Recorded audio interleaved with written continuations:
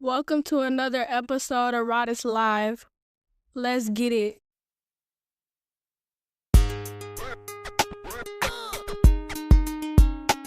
They call him hunt, slide. Hunt, the wild fowl die. Hunt, slide. Hunt, the wild fowl die. They call him Roddest. They call him the wild fowl. They call him Roddest. They call him the wild fowl. They call him hunt, slide. Welcome to Roddest Live. I'm your host, Roddest.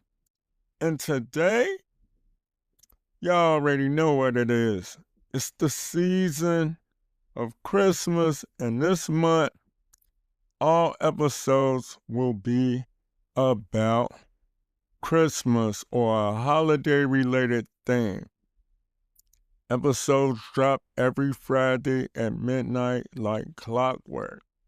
But we doing it seasonal Santa Claus style. Black Santa Claus, black Santa Claus. So we gonna talk about toys before the internet, Christmas, and just the overall season of giving, being festive, and being kind, everybody. Let's get it.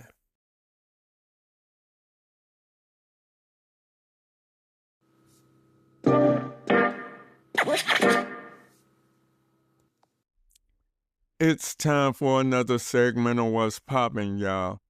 Snow, that's what's poppin'. Football, that's what's poppin'. Atari, that's what's poppin'. Sledding, that's what's poppin'. Sports, that's what's poppin'. Snowball fights, that's what's poppin'. Christmas music, that's what's poppin'. Christmas movies, that's what's poppin'. Christmas carols, that's what's poppin'. Toys R Us, that's what's poppin'. This episode of Roddest Live is brought to you by RSS.com. If you've been thinking about starting your own podcast, RSS.com is the way to go. They make it super easy to get your show up and running. I'm talking distribution to all the major platforms, analytics to track your growth, and even options to monetize. That's exactly how I host Roddest Live podcast, and it's been a game changer. When you're telling stories, sharing music, or just want your voice heard, RSS.com gives you the tools to make it happen. So, what are you waiting for? Start your podcast at RSS.com and join the movement. That's RSS.com, the easiest way to podcast. I will leave my link in the episode description. Thank you.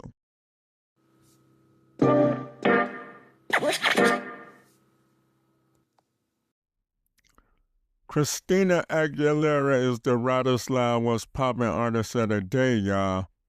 Let's get it.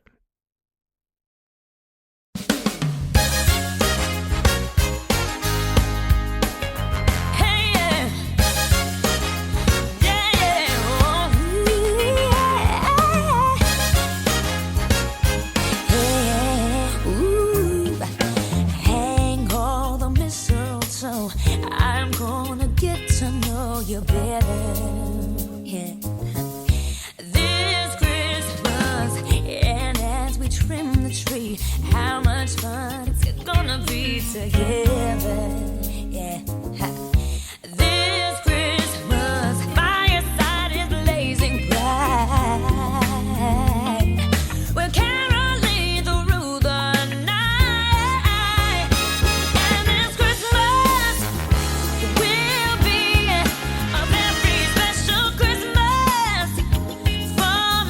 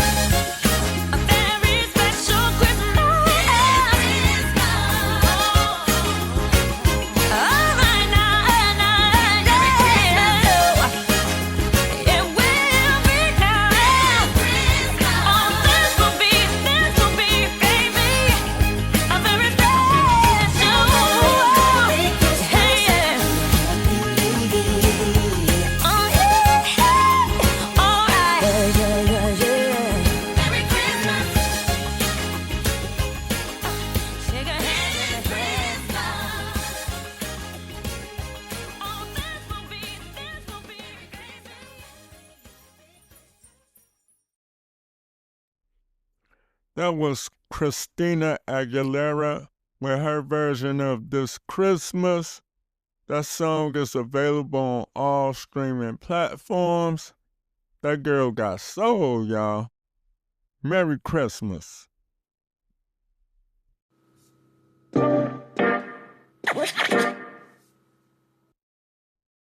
I don't want to grow up. I'm a Toys R Us kid. So, the name of this episode is A Toy Story. And today, what I want to talk to you about is Christmas before advanced technology, meaning Christmas before the internet.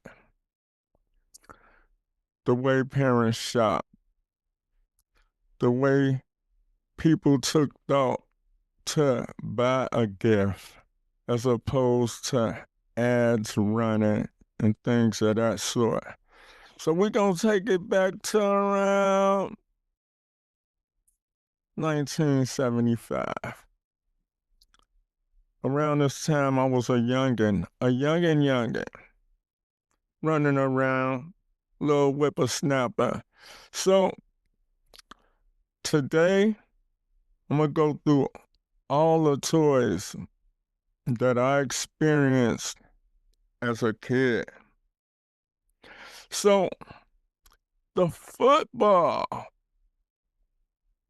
it's the pigskin. In Chicago, you open the door on Christmas to that snow coming down, brutal weather, and you out there with your friends, having lots of fun. There's a lot of love out there. You can't even feel that it's 20 degrees, 15 below zero wind chill factor out there. 'Cause you out there having fun. There's nothing to take away from your experiences with your friends. And another thing under that tree is a basketball. So if you're lucky to have a community center or warm weather all year round, you know what it's like shooting 100 free throws every day. You know what it's like to play pony. You know what it's like to play 21. You know, the first person to 21 win. Every time you score, you go to the free throw line and you get to shoot 3 free throws and you get the ball back. Imagine, it might be 8 or 9 people playing, you know? But if you don't have a certain score by a certain time, you get eliminated. That's how we used to play. Another thing that might be under that tree is your favorite team memorabilia. So for me, it was a Pittsburgh Steelers sleeping bag at this time. You know, I had my favorite $6 million man pajamas on around Christmas. And I also had my Pittsburgh Steelers sleeping bag. This is before I even touched the football, y'all. I was just a loyal spectator and a fan. So at the time of this recording, my Steelers not doing too well and they playing like shit. I just have to say that. But I'm hoping that they pull it out. The remainder of the year, that'll be a good Christmas gift for me. So back to the toys. So later on in life, maybe I'll say 12 or 13, I got Terry Bradshaw jersey, the football pants, the pads, the shoulder pads, and I also had a Pittsburgh Steelers helmet. Man, look here. My room was decked out.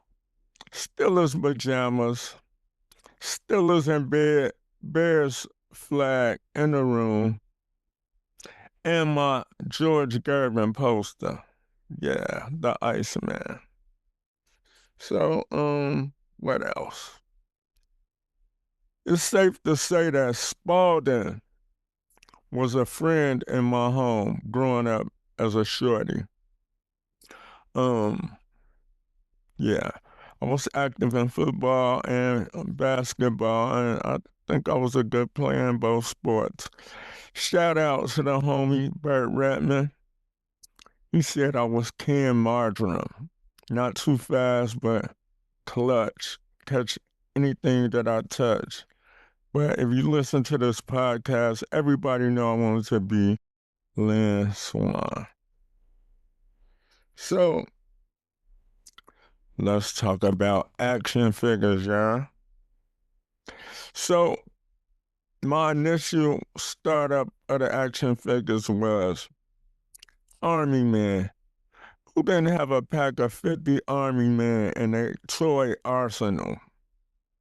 You know, you got a bag and you set them to the side. You ain't even put them in a toy box because you ain't want to lose nothing.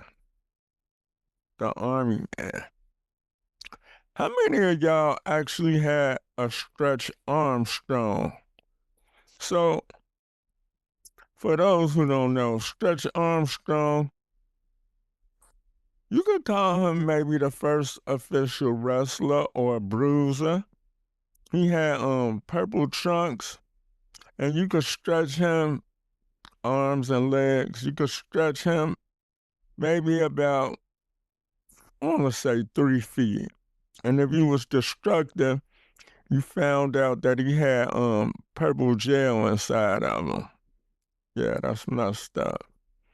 But Stretch Armstrong, I had that toy. Bad not being no technology, limited things on TV. I think the most information that you was getting at the time was the radio. You really had to use your imagination. So look where we at now, y'all. Thanks to imagination. Back to the toys. Let me see.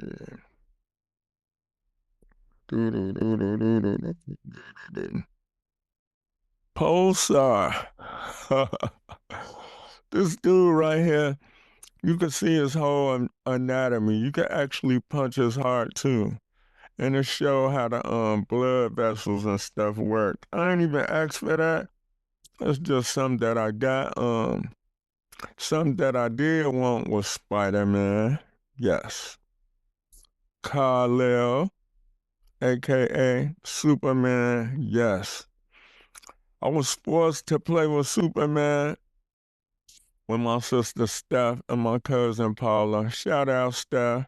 Shout out Paula, R.I.P. Paula.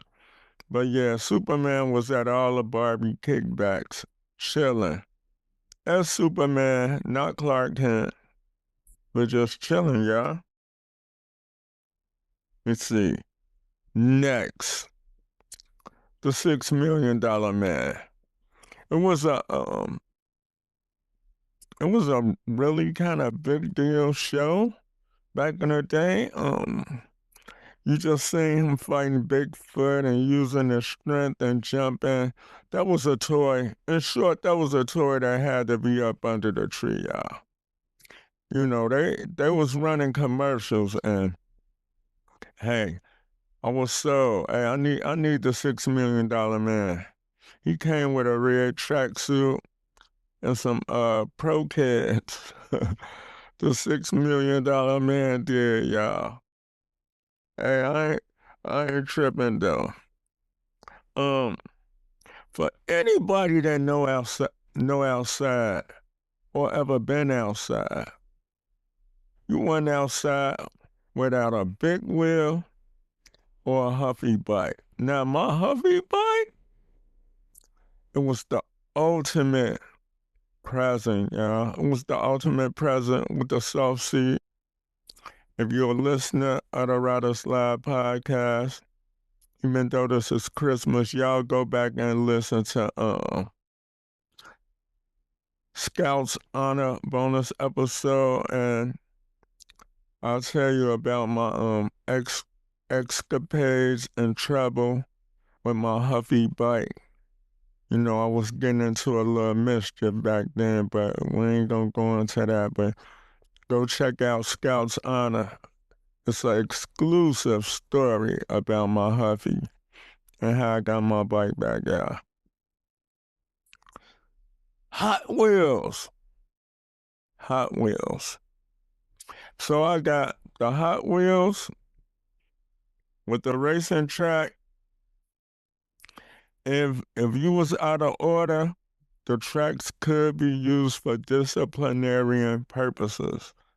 But when you're a little kid, you just enjoying the cars and racing them on the tracks and collecting many cars as you can, you know, instead of washing them and detailing them like you learn how to do when you get your first car, or if you're an adult. You're taking care of those little cars by keeping up with them, racing them off anything, you know, on the floor, at church, in the basement, wherever. You racing them cars, but at the same time, you taking care of those cars just like you take care of your car now. Hot Wheels was big under the trees of a lot of homes, y'all. Let me see. Now, this was the ultimate present as a shorty. The super duper double looper racing set. So you had these things that you put in your hands. They like little guns, and depending on the amount of pressure that you apply to the guns, it determined how fast or slow that the cars would go on the racing track. And, you know, it was electrical, so you plugged it in, and when you came to the loop, you had to ease up just enough to make sure that the car go through the loop, you know what I mean? And comparable to the internet was the catalog. So you could order accessories and extra things from the catalog, and you'll have to go pick them up. They wasn't mailing them to your house, but your parents would have to go pick them up if Santa Claus didn't bring it. What else? Particular action figures. Han Solo and Chewbacca. Yes. Darth Vader. Yes. R2-D2, C-3PO. You know, I'm talking about the Star Wars franchise when George Lucas, you know, I ain't gonna say he just started out, but when he actually brought everything to fruition with the New Hope, I had the X-Wing fighter playing. It was awesome.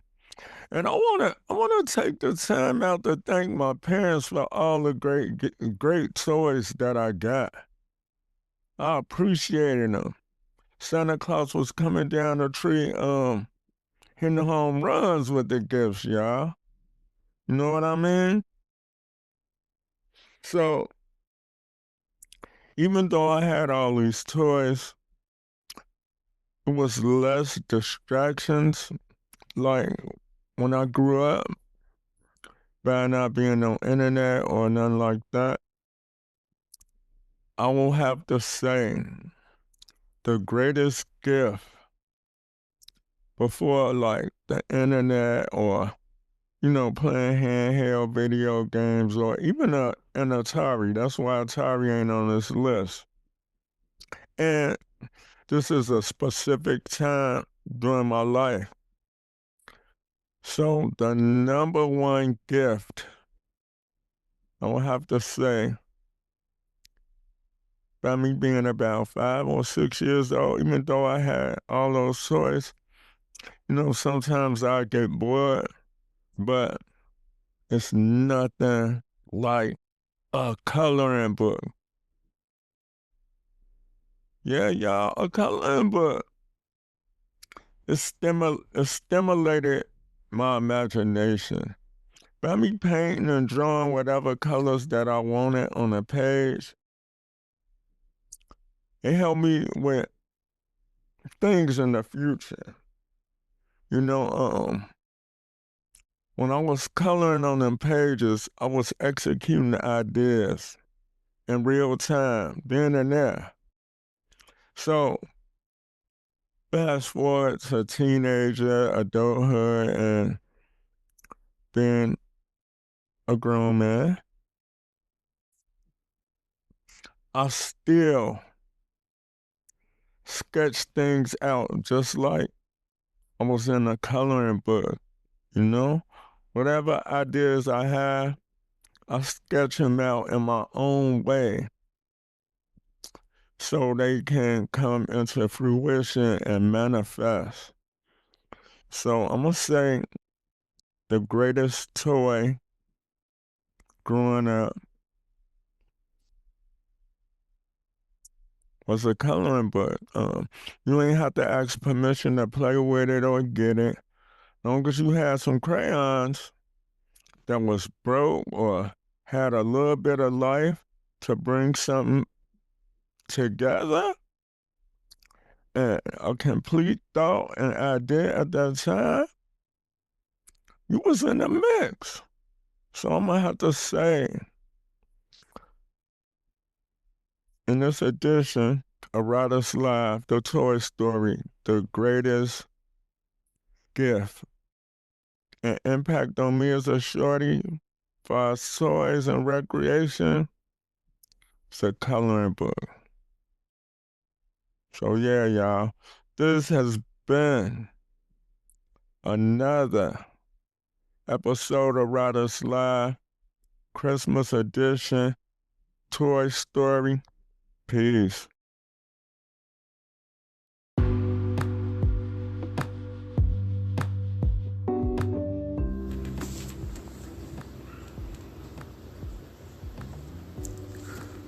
You want some cool merchandise? Well, you want to go to writerslivepodcaststore.com. Also, we have t-shirts, hoodies, and drinkware accessories. You just shop, pick out what you like, and your orders will come straight to you directly. Also, subscribe to the Writer's Live podcast. It's on all streaming platforms. You can even listen on writersonline.net. You can get my music from the link tree. You can access my merchandise store, and you can listen on all streaming platforms right through the link tree. So subscribe, rate, and review to the podcast on Apple Podcasts, Spotify for Podcasters, Google Podcasts, and Good Pods. And you can also leave a review on writersonline.net. I appreciate everybody who's been listening to the show. Keep tapping in for great content and episodes. Thank you.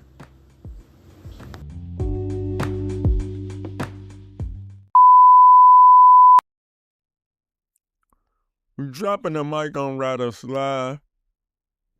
Don't forget to let me know what was your favorite toy growing up, your best Christmas memory, and don't forget to pre-order the Best of Writers, available on all streaming platforms, December 19th. But you could go ahead and pre-order that thing right now. I'm going to leave that link in the episode description. Stream the single Love and Hate on writersonline.net. The album drops December 19th.